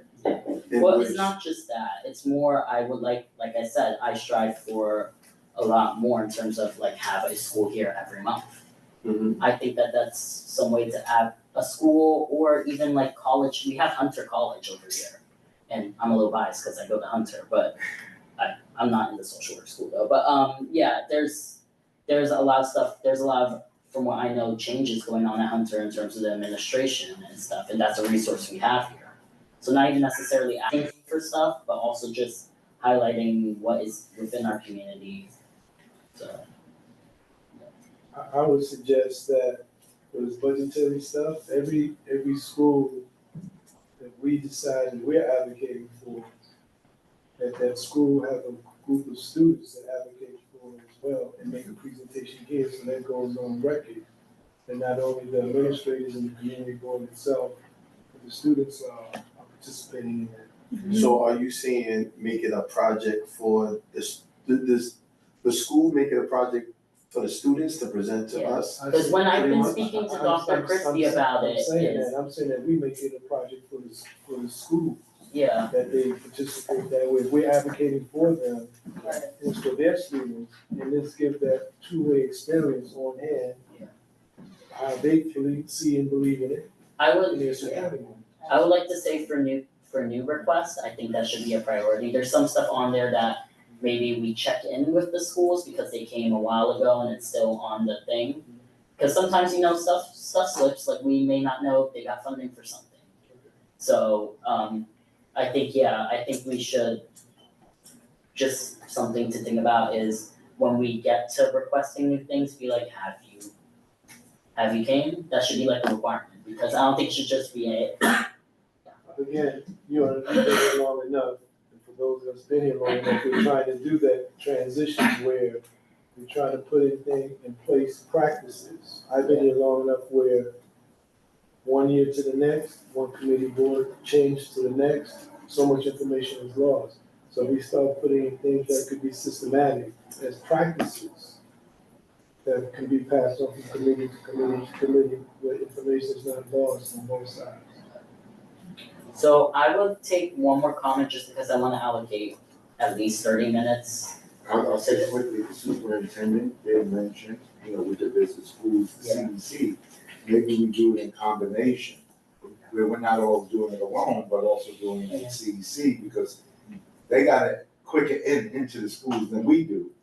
And we should join their roles. Yeah, something I mentioned last year was either collaborating with the CEC, or maybe it was 2 years ago, collaborating with the CEC to do with their tours, or maybe setting up, Dr. Christie said she is very open to setting up a tour with us. The thing is, it needs to be, we all agree, and when we set up, like, we need to collaborate together to set up those times, because I know people work during the day, some people work in schools during the day, so they can't just take off to necessarily go on a tour. So it would have to be, like I said, just very big on collaboration, because I really would like for that to be a priority here. And the schools that have come have had greater chances of getting their projects. 108 also came to Parks and Rec, because they were trying to get their park, which is a Parks Department park. And they're gonna fund them to get a new playground at 108, so. What's interesting is most of the schools that come are the schools in the lower half of the district. Yeah, we do, and especially if anyone has any connections with District 5, I would really appreciate that, because I've been trying to reach out to them for a while, and it's been a little bit, they've gone through a lot of, it's no one's fault, they've gone through a lot of change in their leadership. So I think also something to make a priority is not to neglect that north part of our district. Because a lot of times people forget that it does go past 120th Street, let's be for real. It goes past 120th Street, and and those are still our kids, those are still our young adults within the community, so. So, is there board members, before I go to public, is there anyone else who has anything to say about goals and stuff? Alright. No, I'm just saying, I think it'd be 1 or 2 bodies easy to supplement, because the elected officials, we work during the day, literally. This is our job. We're busy, but if scheduled, I got one person, myself, I'm chief of staff, I have a bit more liberty than others, and then we could attack it together, so you won't be alone in that during the day. You're from Eddie Gibbs' office, correct? Yes, I'm trying to make sure I remember. I appreciate you being here. Alright, so I'm gonna have David do the budget part of it, because he has a lot. So- I think he's very good at explaining it, so I should sit here. So this is an interesting, because as long as I've been on the board, this process has evolved. In the last few years, David, just quickly, I'll say like a summary, just because they should read it, because we read through everything. Yeah, go ahead. Or not. No, normally I would say, Khalid, do the just basic thing, but so, for those who've been around a long time, this is our Bible, kind of our yearly Bible that we go through, that kind of highlights the things that we're saying are priority for this community, that we're gonna highlight about every other priority that's not on this list. And it comes up with a list of things that are their priority, and then, what is it, in October, November, the full board will vote on what are the priorities we're putting forward, and we rank them. And seems like Parks always gets the most priorities and the highest priorities. God only knows why.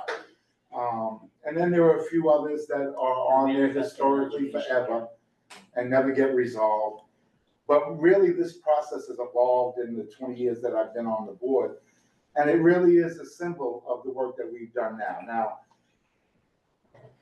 there are a lot of budget priorities, and I'm sure not everybody's had time to read it. So we're gonna really kind of go and give an overview, and then what's the expectation. And then next month, when we come together, we really got to solidify which of these things that we want to continue or not continue.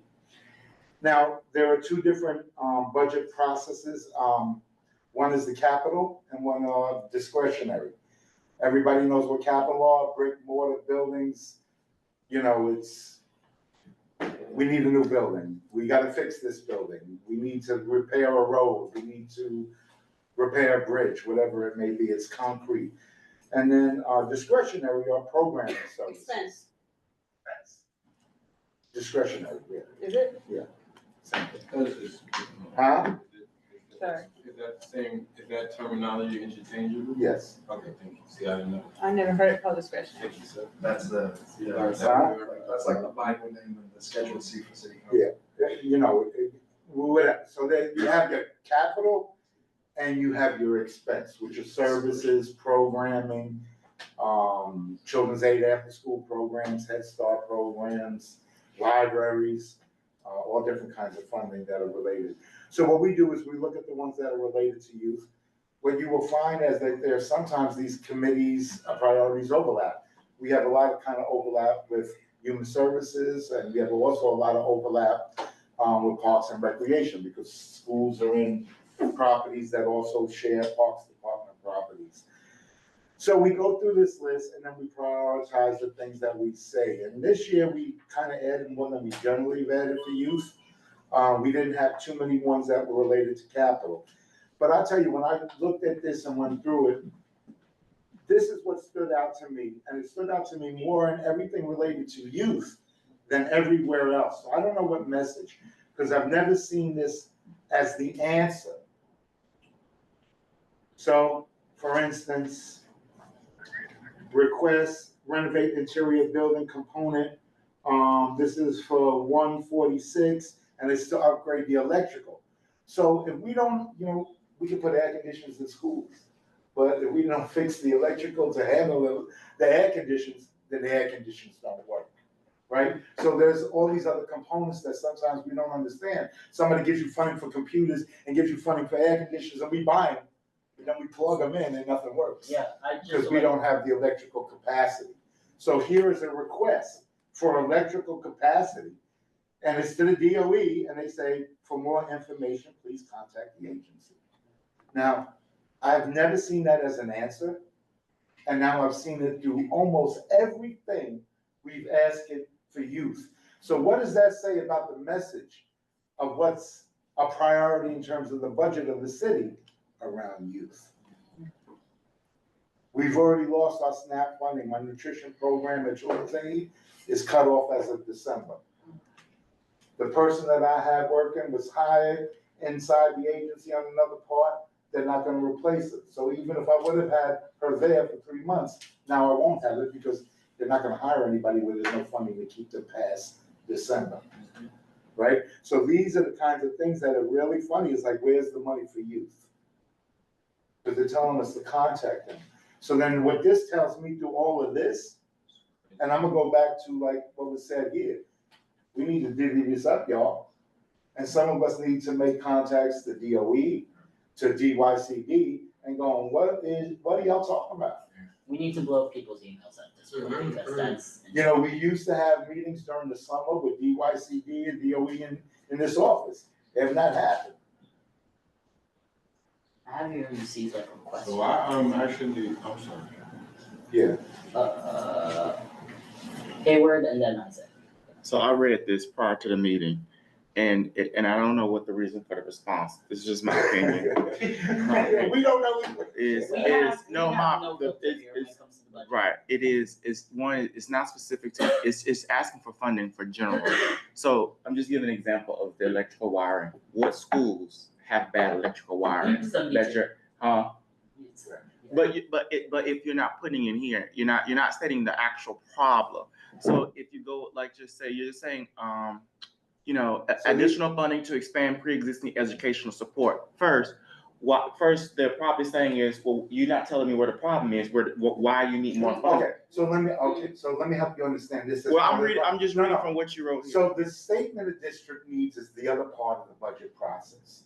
And then the statement of district needs is where we write the paragraphs that this supports. So there's another document. No, you're absolutely right. That says youth and education.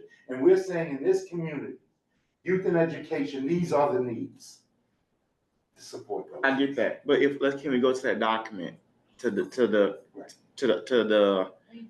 So it's two different documents that's sent. So one of them they put PS 146. And Yeah, they say for more information. So Please contact the agency. So one of the things we've learned is when we put a whole bunch of schools, they kind of ignore it. And you have to be real specific. It's the only way we've gotten things funded, and we've learned that. And one time we've had this young lady, and I don't remember her name, who worked for School Construction Authority, basically said, let me tell you up here. This is how you, it educated us oh, so we keep going here, but this is not where we should be going for this. And then that's always the way the city can say, oof, we don't have to address it. Because you know what? You didn't send it to the right place. It's like a game. We've It written really- it so with the schools. There are we've needs in written this it without. community for schools, because a lot of these schools were built in 1920, 1925. The upgrades to do all these things are simultaneously so we've learned when you put everybody, they know it. You gotta focus on one and advocate for the health. And that's why 72 is on here, Lexington Academy now, 3 years in a row, because they've only done the first floor bathrooms. Right. So may I offer, part of what I can do here is to be a sort of auditor in a way of just, right now I'm looking at unofficially for the community only, right? Offering unofficial, I'm not actually certified as an auditor, but I'm looking at the SCA's capital plan report, like all of these documents of what they say they've done in our district, and it's, you know, it's broken down into council districts, actually. So, you know, there may be a few schools that we have to make sure don't get missed. But in trying to fill in, because this process, it only, here to your point, it gets us to the table of the budget consultation. It gets us to the point to be able to then follow up with X agency, Y agency, and say, this is what we really need, and this is why we've asked for it 5 times in 7 different ways, and we still haven't gotten it, and there are still kids that need X, Y, and Z, which is basic, and we need it now, so how do we make it happen? So by asking for it, it's so imperfect, but all the ways of trying to keep using it as the thing that we're required to participate in as a board, and filling in the gaps of how can we then follow this up, connect the dots, keep asking, and ask the right people in the right place at the right time, so that when there is money, it can happen and happen reasonably quickly if there's a need. So if I can help kind of support that by these extra things that we're not asked to do. Well, this is the multipleness I'd of love it. to do So that. school has its priority for, let's say, capital, right? The district, CEC will have it, which are the parents. The principal, the superintendent will have her priority, right? And then we, as a board, also have a priority. School construction authority takes all this in and then says, this is what we're doing. Regardless of what everybody thinks is the number one, even if we all agree on the number one priority, even if we all agree, it doesn't. And this has been the challenge that we've learned, is that when we're too broad, we get nothing done.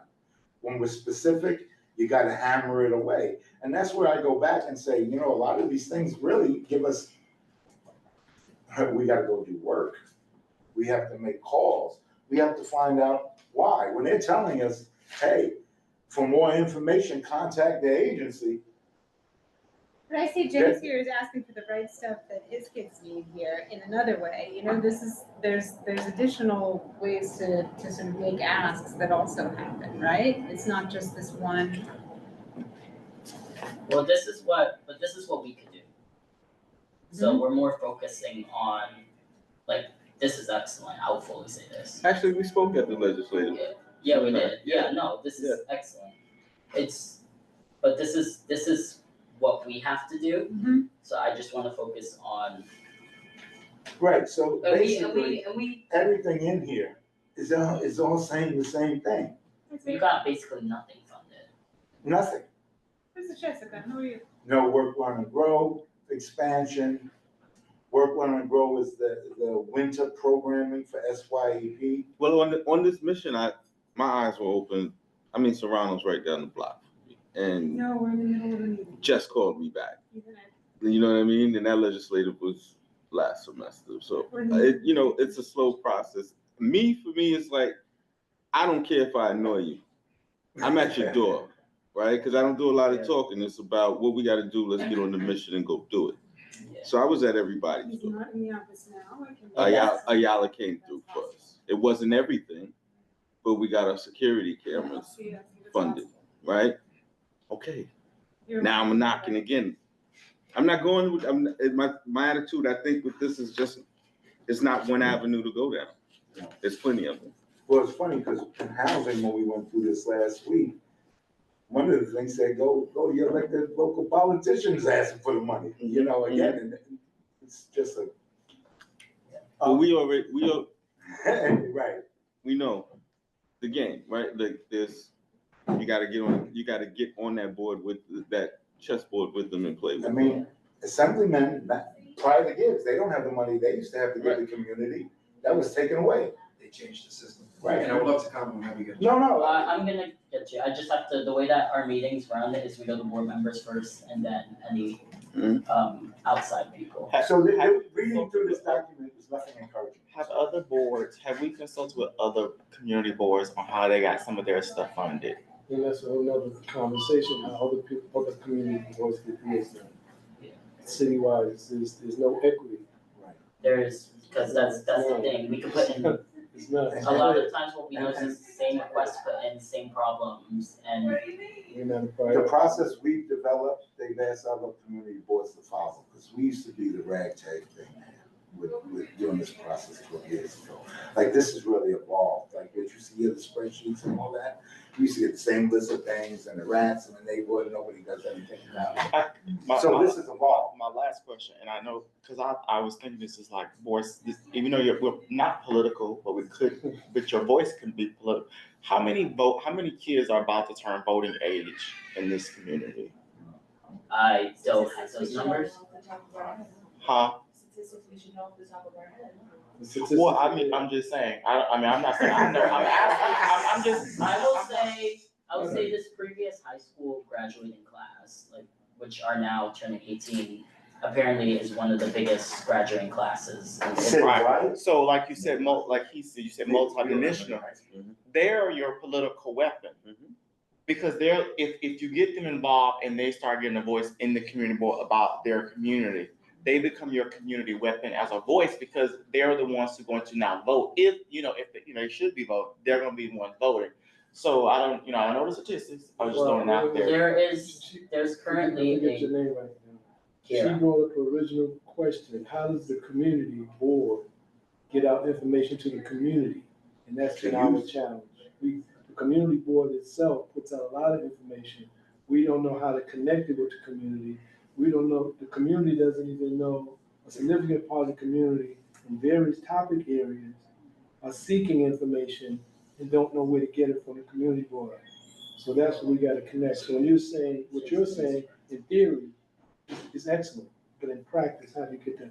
So then I guess that's one goal right there for you. That's one goal you gotta, how do you spoke reach about those? social media at one point, however, it was like dead silent. I was like, would anyone like to help me with Now, that? that is something I'm extremely good at. I'm extremely good at graphic design.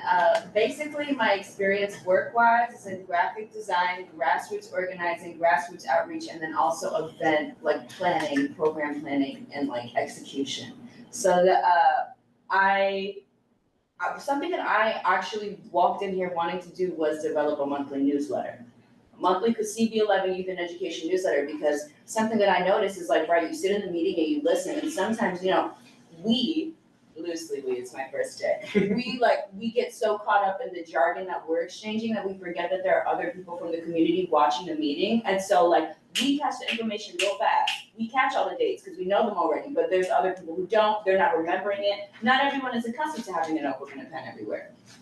So a monthly condensed newsletter, I can totally take on responsibility for that. A monthly newsletter that just has condensed what we've got going on, what the resources are that are available in East Harlem, and then at the bottom, here's how you can stay connected with us. Here's our whatever we're gonna develop, whatever you guys, the system you already have going on. Here's how you can stay connected with us, and also don't forget we've got our Kids Day, quarterly, every third month we got the kids coming in to voice your opinion. And then it also creates a level of connection with our community partners, because we are we're also staying abreast with what they've got going on, and we're acting as a team disseminating all of the information. So we can go to those places and we can give them the newsletter, inherently spreading what we've got going on, but also we are supporting them because we have their events on our stuff.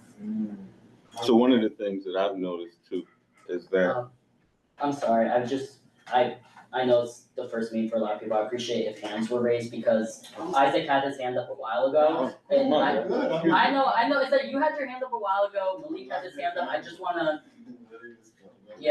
make sure that I'm getting to everyone. And I appreciate the enthusiasm a lot, I really do. I had a question for you, Kara. What platform would you use for it to be, because I know young people don't be reading their emails. That's the thing, That's the thing, it really is Instagram and TikTok these days. But how do you do a newsletter? Newsletter, well, think about it this way. So first of all, newsletter can just be like a reel. It changes the long graphic. And then this way, when we make it a reel, people can also share that and repost that on social media. I personally, I love paper. So I love a beautiful printed newsletter, but I know other people don't care about that. But I digress. We can still transfer that same what's the word I'm looking for, Style. like, That's yes, aesthetic can still right, be we true. can still keep the same judge and do it on Instagram, we can also do it on Facebook too, young people still be on Facebook. Facebook flyers, no? No. I feel like the young people be on Facebook. The It's 'cause it's mature not young next to people, Facebook. the mature young people. Well, yes, right, okay. I know, cause they Don't block call me, us I got it, old. I got it. They call us old on there. And they start. Anyway, it is 8:19, so I would like to finish some of the, I like a lot of the dialogue we're having, and I do think we may have to have a separate, like, conversation outside of here about planning, just in general. But like I said, I would like to get everyone out of here next 10 to 15 minutes, so I would like, can we maybe just hold the questions till the end? Just so that way I can be respectful of everyone's time and, yeah. So what I would suggest is, in the sake of time, to not read through all these, that everybody should read through them, the ones that are related to youth. I can now name the numbers, if that makes it easier for people. But I just wanna highlight one of the things that, again, is alarming to me. And this isn't related to, looking at putting a pier and building and the infrastructure of a pier that needs to be on our. And this is what the city said, agency does not support and cannot accommodate, remove requests. So, okay, I can deal with cannot accommodate and cannot pay for. Which one's? But to tell us to remove, see, there's something different in this document, and I've been dealing with this document for a long time. There's something very different in the responses. Yeah. And I really would like to call some of these agencies and see what responses we get verbally, or to set up a meeting. Read through them, there are a lot of them. There are a lot of ones that are related to services for youth, for expansion of workforce development, and several of those. This has all been sent out, we'll get you a copy. Yeah, I'm gonna forward it to her. Yeah. I would say please read through it. Please pay attention to the responses that are given. I'm pretty sure on the one that we have, it has the year before's also. And a lot of times they used to say, give us more information or reach out. It's like, hell no. This is like, no. And there's some, it's like we were talking about social justice in our goals. There's some stuff that it was just straight up said no.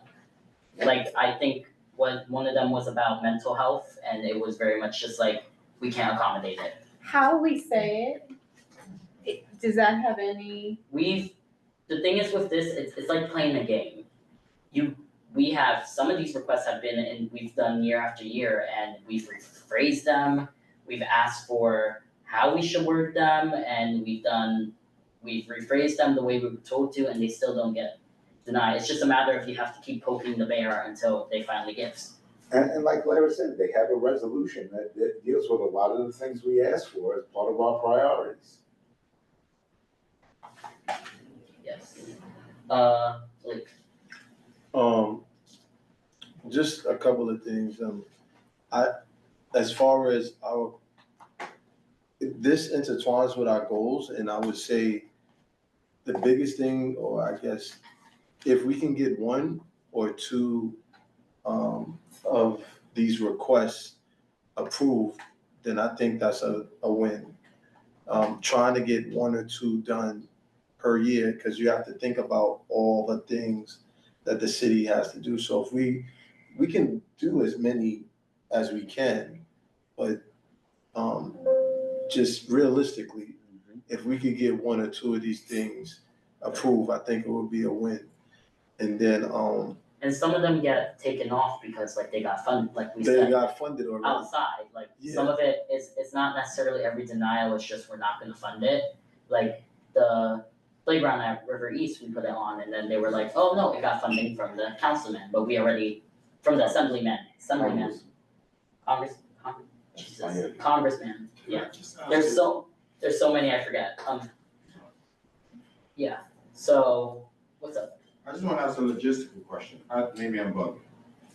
This form, the one Khalid emailed us, is the one that has the correct responses from the city. All the Those responses are look the exactly the same. same. Is that what they said?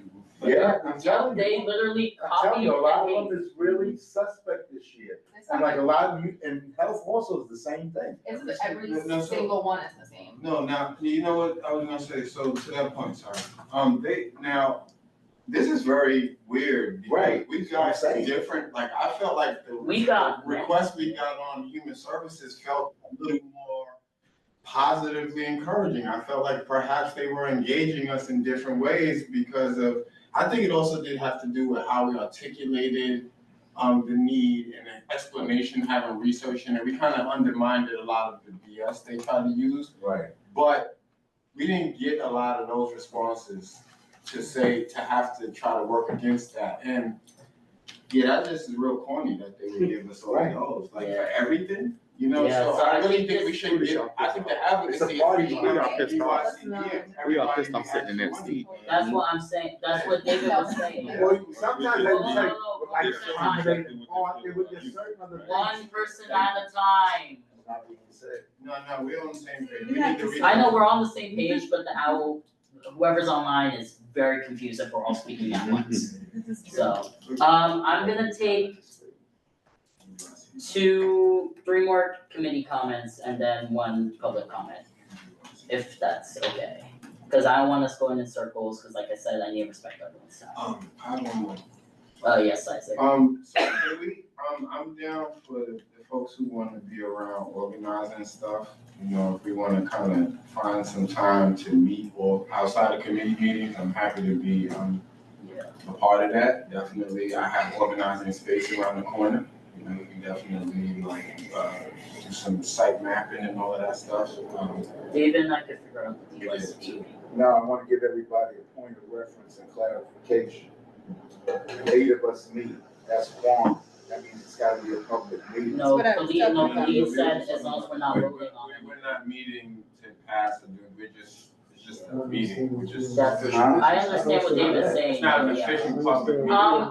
Before anyone decides they're gonna meet, I'm gonna ask for clarification and double check the bylaws.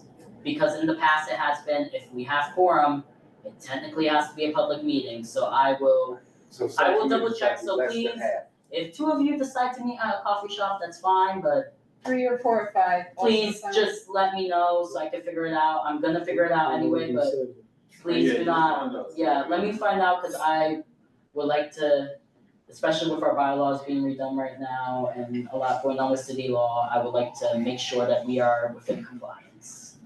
So, don't give people a reason to get upset. So. Yeah, so just to be clear, after you ask the question, just so you don't get the naysayers who don't even actually look into what you're asking. You know, you're asking about us meeting as subcommittees under the Youth and Education Committee to tackle some of our goals. Yes, and I would say no more than 4 people. Like that. I would say if you are gonna meet, no more than 4 people. I will get guidance about if it is, cause for some of us who have been on the board a little longer, there was a different understanding. I'm gonna get some clarification on that, and I'm gonna get it in writing to make sure that there is no problem. It will not be a phone call, it will be writing. I think there may be like a technical restriction on what kinds of things we could be doing in those gatherings. So if I you will can get ask that directly, and it will be in writing. So we can. And the writing will do get something forwarded to the committee, so that way there is no, just wanna, especially like I said, with bylaws committee being met and there's city law, I would like for there to be no room for misinterpretation, cause everyone here is very eager to do the work, and I don't want anything preventing that. So, is there any other comments before I really wanna get? I'm so sorry, Ash, I do have to make a comment. I didn't know, this is important, because it wasn't mentioned, as far as the budget, and this is important, there are specific agencies, city agencies that the Youth and Education Committee make their requests from. So when they're saying, go to the agency for more, we need to know what agency and stuff, that wasn't made clear, what agency? It is on, if you go to the left, it says. No, but what agencies are, so we may not be asking for all of them that we can ask from, is what I'm saying. Okay. You know what I mean? So I know That is a good point, yeah. DOE is there, who else can we make requests from the city? So Yes, I have in the past, I can look at there's some that are I remember we did one that was human services, that was DOHMH and DOE, but those would come in as separate requests. So, yeah, And you know, sometimes when we have something here, you know, we could also go back and then advocate ourselves with the council, you know, the council people, the assembly as well, because it might have something that, you know, they can fund.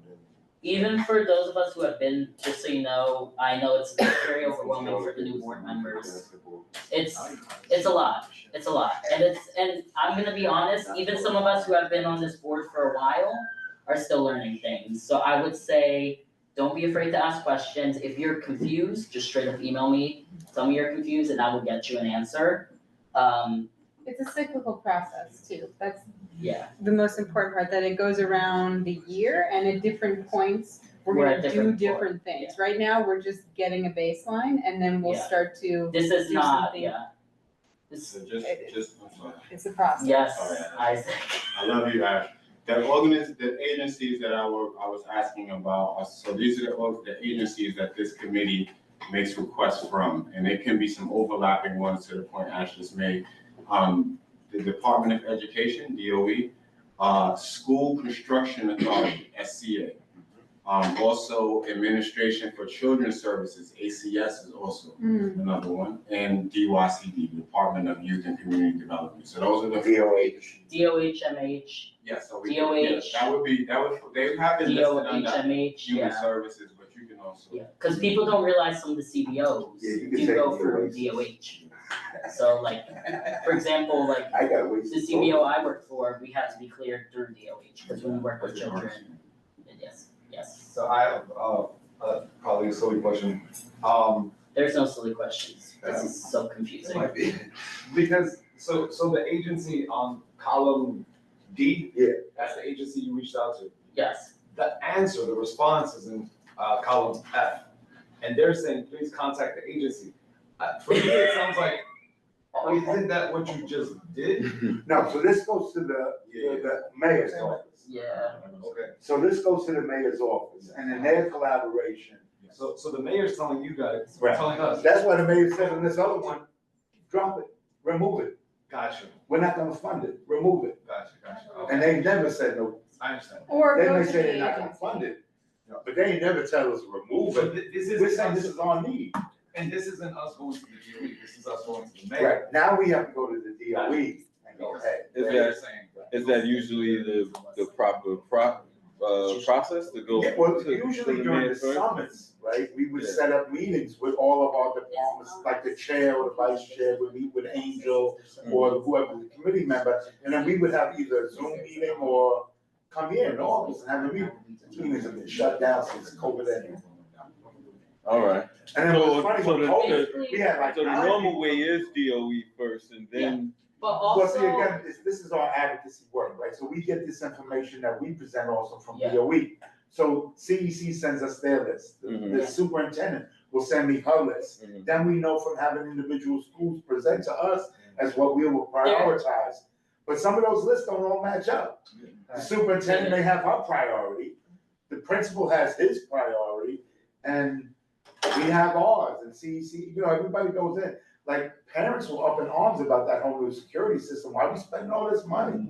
You know, the one now where you gotta buzz in DOE to get in. Right. No, I know, but chair, hello. So, I would also like to clarify, because this was asked, right now, what this whole process is and what is, we don't finish the whole budget process at once. Yeah. The part, it takes pretty much all year, but the part that we're at right now is, you see where it says staff recommendation and staff notes, staff revisions, we take the ones we have from last year, decide if we would like to remove them, if we would like to keep them for the next year, and then the next part is when we start putting in new stuff. So this is, it's not all at once, it's not like when I said we have a month and a half, it's not we are finalizing this in a month and a half. There's different steps to it, and you will see in the email. So I think, I think it's, I mean, we can get clarification, but I believe we have to have in our budget request Yeah, by this is for next- last year, yeah. Next month. by next month. Yes. We have to vote on it. You have to vote next month. I phrased this so badly, I am so sorry. Yeah. What I meant is this is last year's request and we have to basically say, if we, based on these recommendations, if we would like to resubmit them or remove them. Like, it's basically our response to their response, Yeah. so, This is like the new last year. fiscal. Or we reword them. Yeah. Yeah. Sometimes they would say, so when we used to ask for a bunch of schools, they would say, funding is in part, but they won't tell you what part you funded.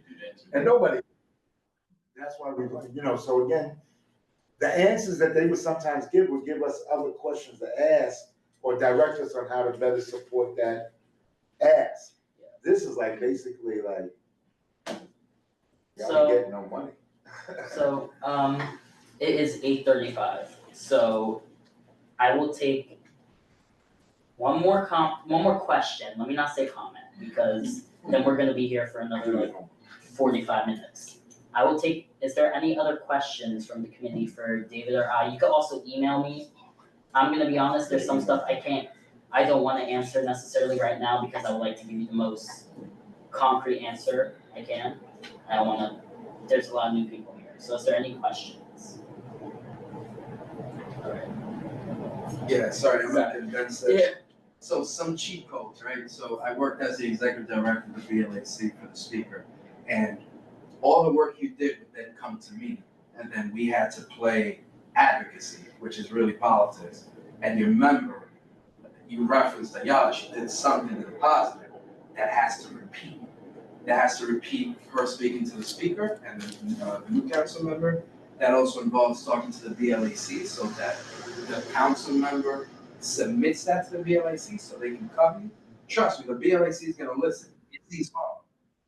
Black and brown, we're good. So they'll be sympathetic, but then that person has to advocate. You have 2 levels of Hunger Games. O&D mayoral Hunger Games, where they're gonna trip you up with this. I suggest that you go back to Ayala and pick their legislative director's brain because they have institutional knowledge to respond to malarkey like this, so that you can. Yeah, what we got was the reservoir. Then the second part is, whatever does make it, then you gotta lean on that member, and then that member has to lean on a couple of others. That's the second level of organizing. And then once you do that, because there are like 1,000 initiatives, and it's all cutthroat. Like, who gets money every year changes in the pot, depending who advocates more.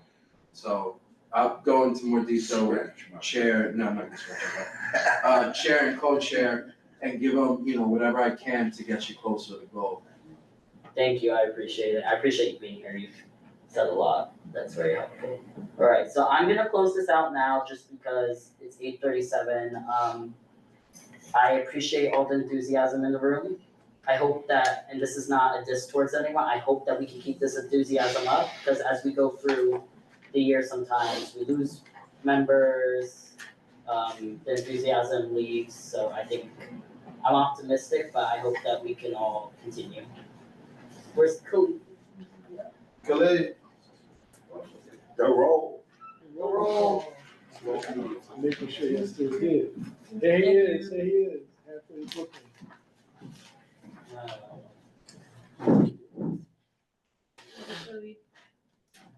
All right, members. Fernando Alvarez. Here. David Giordano. Present. John Green. Here. Kiara Jerez Alston. Here. James Kemp. Here. Malik McCullough. Here. Jennifer Meyer. Here. Jessica Morris. Here. Hayward Newton. Here. Tanya Phelps is excused. Asher Rodriguez. Present. Isaac Scott. Present. Russell Schuler. Present. And Loretta So. Thank you. This meeting was adjourned at 8:38 p.m. Thank you, everyone. Get home safe. Ash, great job. I'm waiting until it stops before I